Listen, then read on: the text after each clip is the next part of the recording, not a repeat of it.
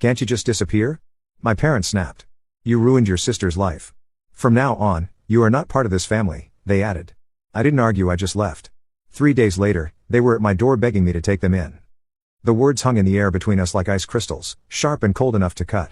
Time seemed to slow down as I stood there on the doorstep of the house I'd grown up in, the place where I'd taken my first steps, lost my first tooth, and learned to ride a bike under my father's watchful eye. The same father who now looked at me like I was a stranger, or worse, an enemy. I could feel my heartbeat in my fingertips, each pulse sending a wave of numbness through my body.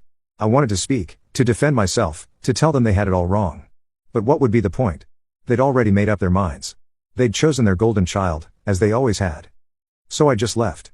Turned around without a word and walked away from the only family I'd ever known. The snow crunched beneath my boots, my breath forming small clouds in the winter air. I didn't cry on the drive home. I didn't scream or curse or pound the steering wheel. I just drove in silence, the carefully wrapped gifts my only companions. That night, I sat on my apartment floor, back against the wall, replaying the moment over and over in my head.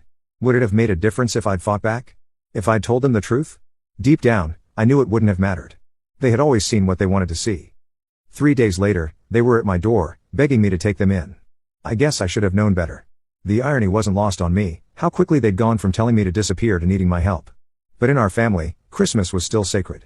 No matter how cold things got during the year, no matter what passive-aggressive things were said on birthdays or ignored over group chats, December 24th always meant one thing. We gathered, we smiled, we ate too much honey glazed ham and we played nice. So I showed up like always. Gifts in hand, 5 of them carefully picked, thoughtfully wrapped. One for each. My mom, my dad, my sister, her husband and their baby. A high-end baby toy for my niece. A vintage pocket watch for my dad's collection. A rare vinyl for my mom's collection. A personalized book on leadership for my sister. Ironic in hindsight. And a spa gift certificate for her husband, who always looked 2 minutes from burnout. I spent hours picking each thing. Paid for expedited shipping. Wrapped them by hand, matching ribbon and all. Because no matter what, I still believed showing up with love mattered. The gifts weren't just presents, they were statements. Silent messages of who I thought these people were, or who I wanted them to be. The watch for my father, a man who had always been obsessed with time yet never seemed to have enough of it for me. The vinyl for my mom, a piece of nostalgia from her college days when she would dance around the living room, free and happy, before life's disappointments had hardened her smile. The leadership book for Emma, my way of saying I still believe in you even though evidence suggested I shouldn't. I'd spent weeks browsing online, comparing reviews, reading descriptions.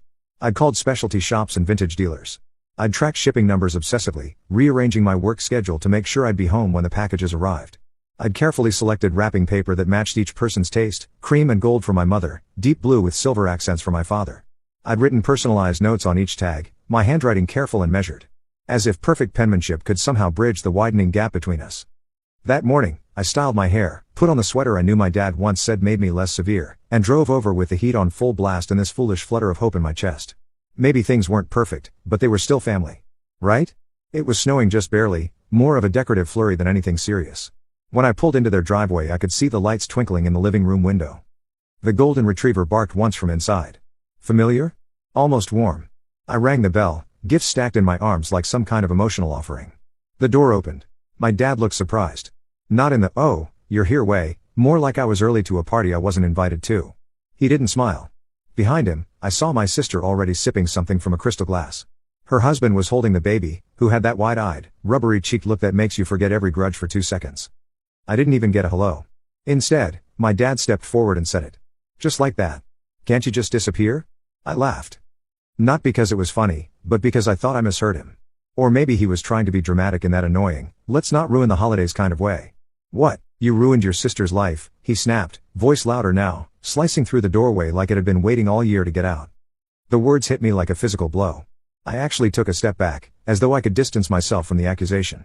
My father's face was flushed, a vein pulsing in his temple the way it always did when he was truly angry. I'd seen that look before, usually directed at neighbors who let their dogs wander onto our lawn, or at customer service representatives who couldn't solve his problems immediately. But never at me. Not like this, with such raw, unchecked contempt. He gestured back toward her like she was a monument. "Do you even understand what you've done? What this year has cost her?" I wanted to ask what it had cost me. The sleepless nights. The trust I'd extended. The belief that family, above all else, would protect each other. But the words stuck in my throat, trapped behind the growing lump that threatened to choke me.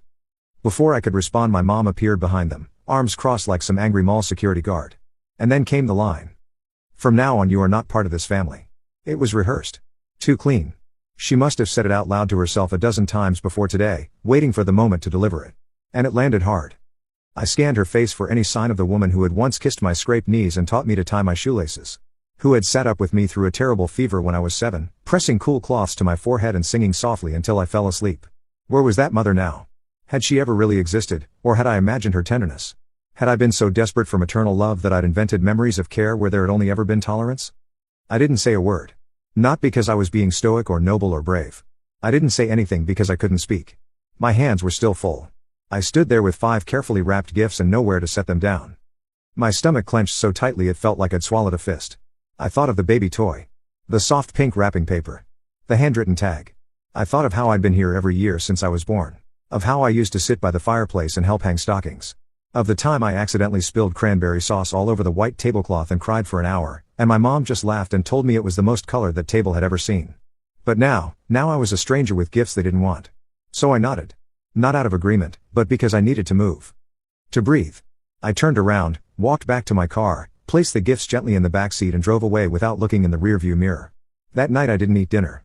I just sat on the floor of my apartment with a mug of tea that went cold in my hands and the sound of someone else's holiday joy leaking through my walls. I didn't cry.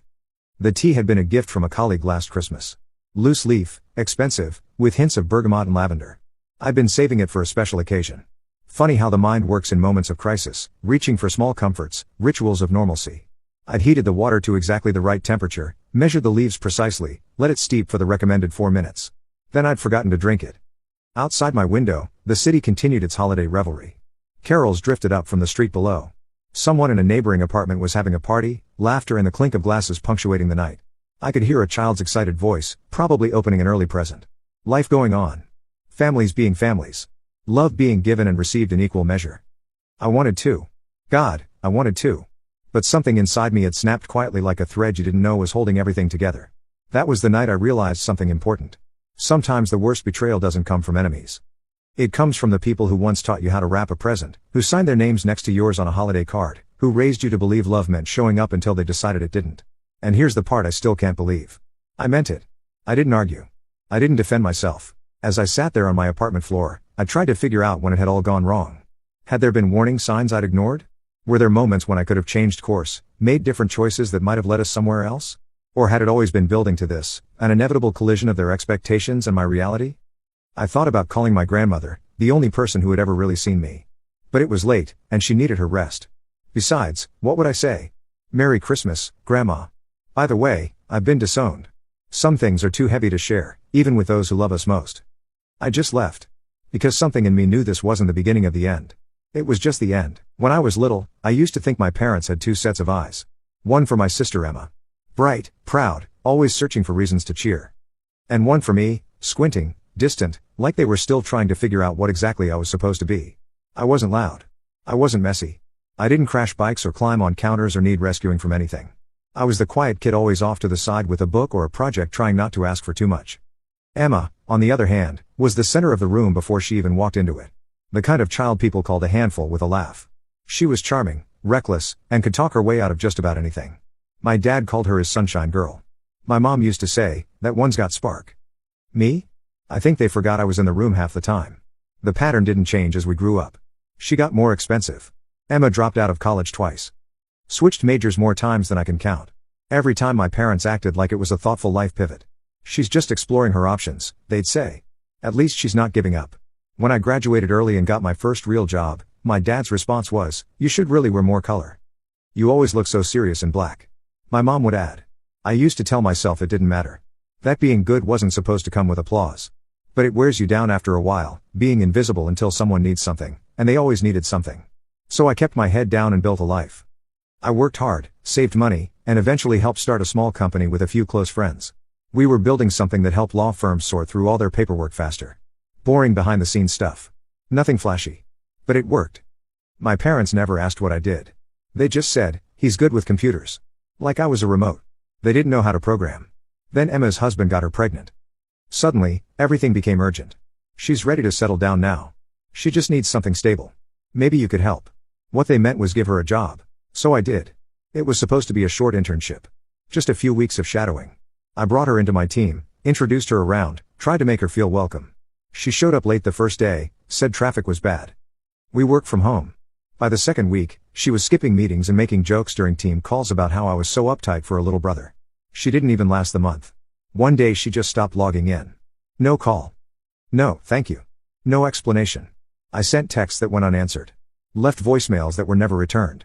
Finally, I called my parents, wondering if something had happened to her. "Oh, Emma?" My mother had said, her voice light. "She's fine. She just decided that wasn't the right fit for her.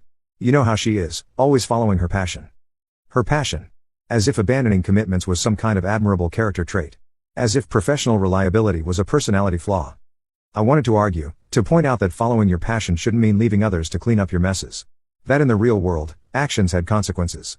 That I'd vouched for her with my team, with people whose opinions mattered to me professionally. But what was the point? They'd never seen it. They'd never seen her, not really. And they'd certainly never seen me. The next time I saw her, she was on a beach in Mexico. In a bikini, holding a coconut, posting on social media about big things coming soon. Her husband was home with their newborn. A week later she posted a video tour of their new apartment. Sleek, modern with a downtown skyline view. The kind of place that doesn't come cheap. She captioned it, "Invest in yourself. The world will catch up." My parents reposted it and wrote, "So proud." I remember staring at that post for a long time, trying to make sense of the numbers. The apartment had to be at least $3,000 a month, probably more, given the location and the floor-to-ceiling windows with their panoramic city views. Emma had been between jobs for over a year before her brief stint at my company. Her husband worked as a high school teacher, a noble profession, but not one known for financing luxury high-rises. They had a newborn, with all the expenses that entailed. And yet, suddenly, they were living like lottery winners. I scrolled through the video tour again. The furnished terrace. The chef's kitchen with its marble island. The walk-in closet bigger than my first apartment. Where was the money coming from? I didn't ask questions. I didn't even roll my eyes. I just got back to work. We were in the middle of final testing for our product. We hadn't launched anything yet. Everything was still quiet, protected. The kind of thing you don't talk about outside your team because you know how fragile good ideas are when they're still taking shape. That's why when I got the email from a friend at another company, I nearly dropped my coffee. She just wrote, "Thought this looked familiar," and attached a flyer. I clicked not expecting much, and there was a press release from a competitor. They were launching a new product, something to help lawyers organize and review documents faster. Same concept, same layout, same talking points. Even the screenshots looked like ours. Like someone had taken our work, added a new logo and called it their own. At first, I thought I was being paranoid. There are only so many ways you can make a software dashboard look clean. But then I saw a visual flowchart, a structure I'd spent weeks designing, one that wasn't standard in the industry. It was mine. No one outside our company had access to that material. We hadn't shared it publicly. We hadn't even demoed it yet. It was ours. And someone had taken it. There were only a handful of people who had access to our early stage files. I didn't want to think about it. Didn't want to make that leap. But the timeline was too neat. The similarities were too precise. And I had let Emma into our system. I hadn't even thought to restrict her access when she joined. It was supposed to be temporary, unpaid, basic observation. But I hadn't locked down the folders. I hadn't imagined I'd need to. That night I sat in my apartment staring at the flyer for what felt like hours. I didn't cry. The realization came in waves. First disbelief, surely there had to be another explanation. Then doubt, was I jumping to conclusions, letting old resentments color my judgment? Then the slow, creeping certainty as I matched feature to feature, layout to layout. This wasn't coincidence. This wasn't parallel development. This was theft. I pulled out my laptop and began digging through our system logs. There it was, Emma's login credentials, accessing our development server at odd hours. Downloading files. Transferring data. The digital footprints of betrayal, recorded in timestamps and IP addresses. My hands hovered over the keyboard. I could have called her right then. Confronted her with the evidence. Demanded an explanation. But what would she say? That she deserved it more than I did? That she needed it more? That I owed her for some imagined slight from our childhood? Or would she deny it altogether, twisting the narrative until somehow I became the villain in a story she had written? I closed the laptop. This wasn't a problem to be solved with a heated phone call or an angry text message. This required careful, measured steps. Professional ones. I didn't scream. I just felt hollow. Like someone had scooped out the middle of me and left the shell behind. I wanted to believe it was a coincidence that I was jumping to conclusions, that there was some other explanation, but I knew better. And I hadn't even told anyone yet. Not Grandma, not my friends, not even myself out loud. It was December 23rd. I was supposed to leave for Christmas Eve dinner in the morning. I'd already wrapped the presents. One for each of them, including a soft toy for Emma's baby that I'd ordered months ago, back when I still believed I was part of this family. I looked at the box sitting by the door and wondered if I'd still go, because part of me, the part that had always kept showing up, still wanted to believe I was wrong, that maybe this time I'd walk into a house where I wouldn't have to earn my place, that maybe they'd finally see me. By the time I showed up for Christmas I hadn't seen any proof. Not the receipts, not the emails, not the confirmation that my sister had taken something from me and sold it like it was hers to give. But I'd asked our company lawyer to look into it quietly, just in case. Turns out just in case was about to blow up my entire holiday. What I didn't know that morning, gift bags clutched in my hands, snow slushing up the back of my boots, was that our lawyer had already reached out to the competitor. Just a polite legal heads up, nothing nuclear yet. But it didn't stay polite for long. Because the competitor, as it turns out, took intellectual property theft pretty seriously. They'd reached out to Emma. And Emma, being Emma, didn't call to come clean. She ran to our parents first wailing about how I was trying to ruin her, how I'd always been jealous, how I'd hacked her business plans and turned it into a legal mess. So when I showed up with hand-picked gifts, real ones, not regifted candles or Amazon gift cards, I walked into a storm that had been brewing behind my back. Can't you just disappear? My dad snapped before I even got both boots off, and my mom, bless her consistently spineless heart, added, from now on, you are not part of this family. I didn't say a word. Just turned, walked back to the car and drove off with the presents still in the trunk. I ate dinner alone that night. Leftover pad thai and a glass of wine. The wine was okay. The pad thai not so much. 3 days later the confirmation came in like a slow-motion car crash. Our lawyer called and didn't even try to soften the blow. Yes, a lion. She downloaded everything. Source code, internal notes, diagrams. Some of it watermarked. She sold the entire package to a competitor for $350,000. I said nothing. He kept talking. She claimed she developed it herself and hired a freelance team to build it. What she didn't know, of course, is that your product is patented in your name. She paused. They're shutting down the project. Effective immediately. And they're furious. They want their money back. Plus damages. I thanked her and hung up. Then I sat on the floor of my tiny apartment and stared at the wall for about 10 minutes. I don't remember breathing. Emma had stolen from me. But worse than that, she dragged my name through the dirt to cover it. And our parents had bought it. When the phone rang again, I already knew who it was. Elliot, she said in the same tone she used when I forgot to send a birthday card to her bridge partner. I heard from Emma. She's struggling. Struggling. That was the word she used. Not stealing. Not lying. Struggling. You need to understand, she continued. She was under pressure. With the baby, the rent, trying to build a future for her family. I almost laughed. I didn't. And you went and made things worse, she said. You should have come to us instead of involving lawyers. I blinked. You mean instead of protecting the thing I spent years building? I said calmly. That's not the point, she snapped. You always do this. You make everything about you. I hung up. Not in a rage. Not for drama. Just hung up. Like ending a bad movie halfway through. And then I stopped everything. The monthly payments I'd been sending them to help with their mortgage? Gone. The quiet Venmo transfers to Emma when she'd claim her card got blocked again? Done. I didn't send a letter. I didn't make a speech. I just stopped. There's a certain silence that settles in after you stop trying to earn people's love. Not the peaceful kind. Not at first. It's the kind that rattles like a fridge that's just lost power. The quiet reminds you of how loud everything used to be. I let the quiet stay, and I got back to work. 3 days after Christmas, I opened my front door to find my entire family standing on the porch with suitcases. Emma had the nerve to look annoyed like I'd made them wait too long. My dad had that brittle smile he used when trying to appear reasonable for the neighbors. And my mom, well, she was holding a crock pot which I guess was her idea of a peace offering. Just for a few days, Dad said breezily, stepping forward like this was a hotel check-in. The house is being remodeled. You know, to get it ready to sell. I blinked. You're selling the house? He nodded like I should be proud. We've got a staging company coming in.